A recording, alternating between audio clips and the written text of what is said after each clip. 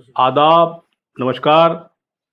पेशे खिदमत है, फिर वही सिलसिला, फिर वही काम, फिर वही जुनून।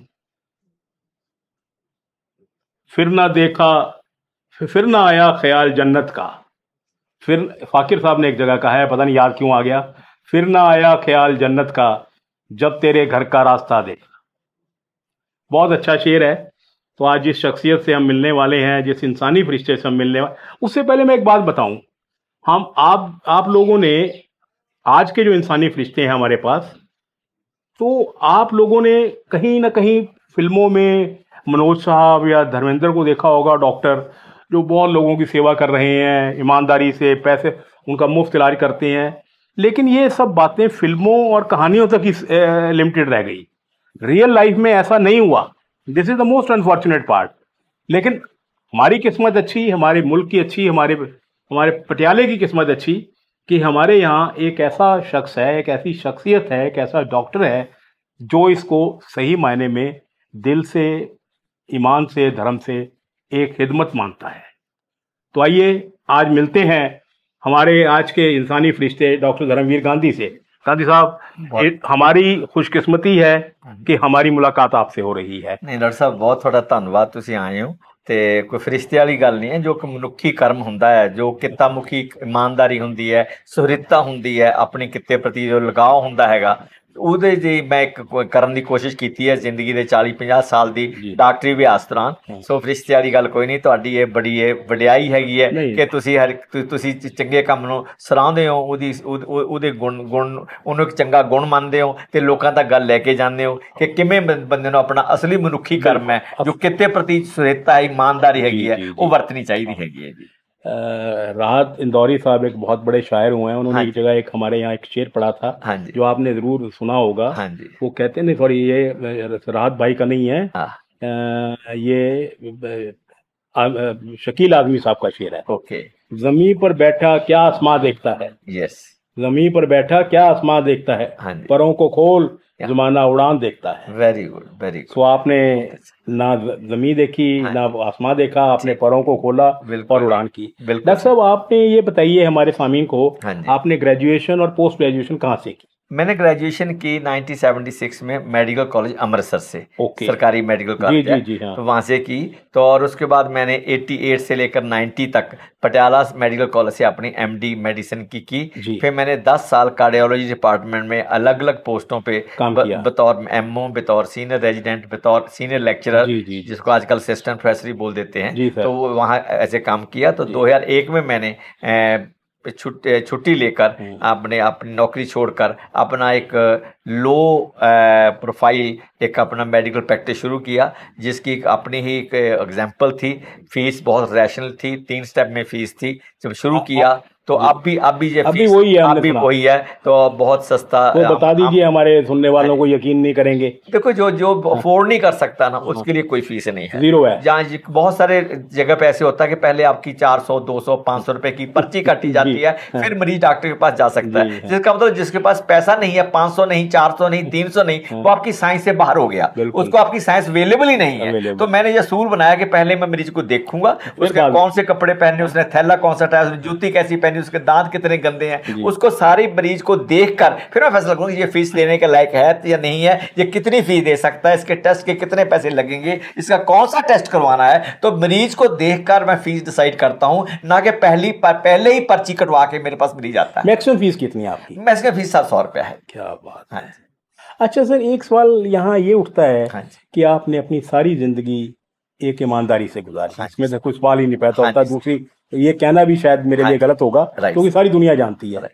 तो आप अपनी आज तक की जिंदगी से मुतमईन हैं, मतलब सेटिस्फाइड हैं? बिल्कुल आपको कोई गिला, कोई शिकवा नहीं। मुझे इतना लोगों ने प्यार दिया कि I am full of life. तभी आप MP बनाया। हाँ जी, तभी MP बनाया। वो प्यार मोहब्बत। बिल्कुल। आप सोच सकते हैं कि डॉक्टर तो बहुत बन जाते हैं, डॉक्टर अच्छे भी डॉक्टर होते हैं, पर जो लोगों के साथ जो सहचार है, जो उनके जो सेवा की भावना है, उसी ने मेरे को MP बनाया। मैं अक्सर कहता हूं कि अगर मेरे पास उस वक्त 2014 में मेरे पास झाड़ू ना होता और झाड़ू के पास गांधी ना होता, तो ये पटियाला की सीट निकालनी बहुत मुश्किल, पॉसिबल ही नहीं थी।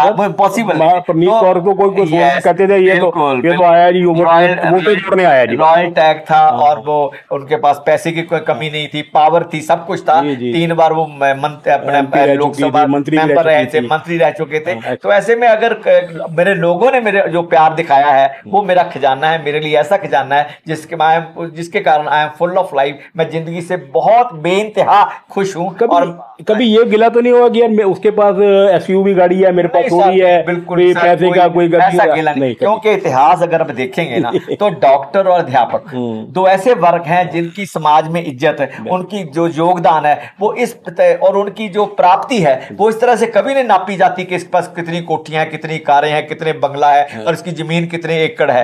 उसकी जो अगर उसकी जो प्राप्ति गिनी जाएगी वो ये गिनी जाएगी कि ये अपने प्रोफेशन के प्रति, अपने जो व्यवसाय है उसके प्रति कितना सुरेख था, कितना ईमानदार था और कितनी ईमानदारी से अपने व्यवसाय को इसने प्रैक्टिस में डाला है, चाहे वो अध्यापक हो चाहे वो डॉक्टर। ये दोनों प्रोफेशन इनका कोई मुकाबला ही नहीं है, सभी प्रोफेशन अच्छे हैं, सब अपना अपना योगदान देते हैं समाज को चलाने में। पर डॉक्टर और अध्यापक ये इन प्रोफेशन में एक अपनी विलक्षणता है जो दूसरों में नहीं है।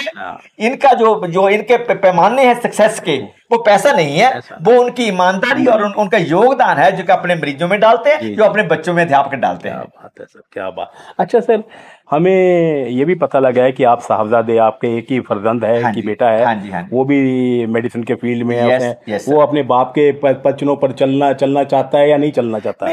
ये आप आज जितना पहले 80 में समय बदला है, जितना मेरा और मेरे बाप के बीच जनरेशन गैप था, मेरे और मेरे बेटे के बीच उससे 10 गुना ज्यादा जनरेशन गैप है।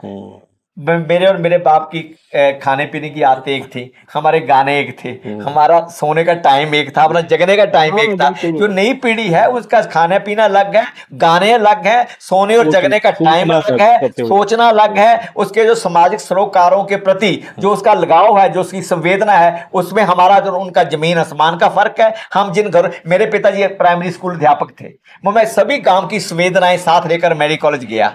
ये बच्चे पटियाला में पड़े हुए, इनके साथ वो संवेदनाएं है ही नहीं जो हमारी पीढ़ी में थी। इसी कारण है कि अनेकों दिक्कतों के बावजूद, अनेकों सीमाओं के बावजूद हम लोग अपने प्रोफेशन के प्रति इस हृदयता से, इस ईमानदारी से सारी उम्र काम कर पाए। और हमें इस बात की फक्र भी है और इस बात का हमें लोगों का आशीर्वाद भी मिला है कि हम लोग अच्छी जिंदगी जीकर इस संसार को अलविदा कहेंगे। सर, जाने से पहले एक बात सर, आपके शख्सियत के बहुत पहलू हैं, हम वो आज सिर्फ एक ही पहलू पे बात करेंगे, सियासत के ऊपर फिर कभी बात करें। ठीक है।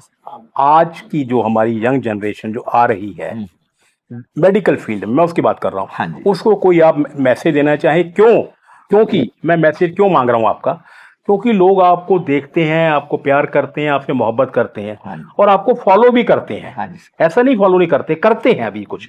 तो आप कोई मैसेज उन हमारी यंग, मैं एक ही मैसेज है कि जो साइंस है, including medical science, it is a social product, it is not the individual product. चाहे वो कोई ड्रग मॉलिक्यूल है, चाहे वो गैजेट्स है, चाहे वो इन्वेस्टिगेशन कोई प्रोसीजर है, चाहे वो प्रोस्थेसिस है कोई, ये हमारी और तुम्हारी पैदावार नहीं है। ये हमें पिछली सारी जनरेशन की जो साइंस है उसका एक्यूमुलेशन जो असर है वो हमारे सामने है। ये मैंने जो आज का जो साइंस है वो मैंने पैदा नहीं किया, मेरी पीढ़ी ने पैदा नहीं किया। हजारों सालों से हजारों साइंटिस्टों ने और हजारों करोड़ों लोगों ने इसमें योगदान दिया है। ये उनका योगदान है और ये किसी एक समाज की या एक पीढ़ी की बपौती नहीं है, ये उसकी प्रॉपर्टी नहीं है। तो science should be delivered to people with affordability.